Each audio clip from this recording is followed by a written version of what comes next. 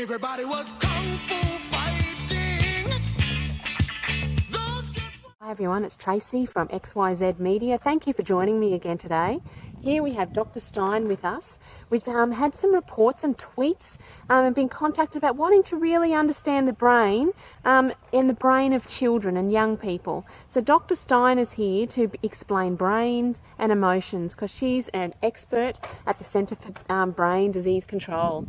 So let's interview Dr. Stein. Thank you, Dr. Stein, for joining us today. Thanks, Tracy. Thanks for having me. It's such a beautiful venue here. Yes, the venue here is at Kungfu Training School, and what a great place. We want to learn a little bit more about how we can use our brains and be a bit like a Kung Fu student. Oh, that's wonderful. I'd love to explain the brain to the students, and I really want to talk about not just your brain or my brain, but everybody's brain. What does it look like? Okay, that would be great to know. So if you can please help us understand more about our brain and about how emotions impact and interact with our brain. Okay, so the way I like to teach children particularly how to understand their brain is to make a fist. So get your hand and make a fist, and if the students can do that at home as well. No, Tracy, tuck your thumb under and make a fist just like me. Great job. Thanks, Tracy. Now, if you imagine that this here is like your brain, this part here is the front part of our brain. This is called the prefrontal cortex or the PFC. Okay, so a bit like KFC, really? No, Tracy, nothing to do with KFC, chicken nuggets or chips. The PFC. Okay, PFC. Thank you for clarifying that, Dr. Stein. No worries. It is helpful if you imagine it a bit like Grandmaster Oogway. Yes, the turtle from Kung Fu Training School. That's right, the turtle. He's the master. He's had a lot of experience. He's very good at making decisions. He's the calm, rational part of our brain.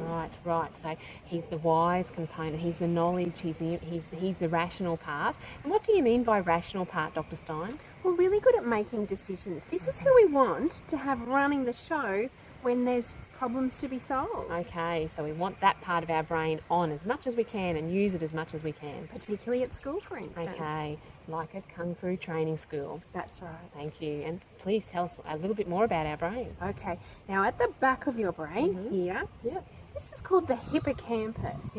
It's responsible for our memories and holds our memories. It kind of reminds me of Sensei Shifu. Okay.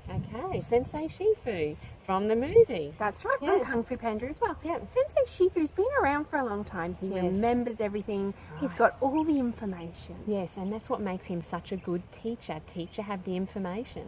It's really important to be able to have that memories of what's happened before. Right, thank you. So we've got, at the front we've got the turtle, and it's Oogway. At the back we've got Sensei Shifu. Are there any other parts we should know about? Yes, the third part that's really important to understand, particularly when we flip our lids and we have an emergency. We tend to flip our lids. We stop using this good decision-making part of our brain and we rely on our amygdala. Okay, amygdala. So amygdala sounds a bit like an army, so is it our protection system? That's exactly right. Okay. It's responsible for keeping us safe. It's the fight, flight or freeze that all humans do in an emergency. Now you've spoken about the Kung Fu Panda characters, so which character would this one be? I'm thinking it might be... That's right, it's Po. Yes.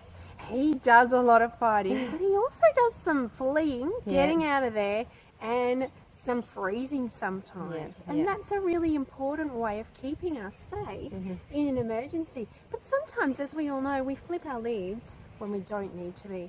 So it's really important to know how to get that lid back on and use this grandmaster part of our brain. And when we're at training and we're at Kung Fu training or at school, we want to have that front part of our brain engaged and ready to learn. That's exactly right. Thanks, Tracy. You sound like you've really got the hand model of the brain. Thank you so much, Dr. Stein, for your time, and thank you very much, students and school and teachers, for joining us, and good luck on your journey with Kung Fu Training School.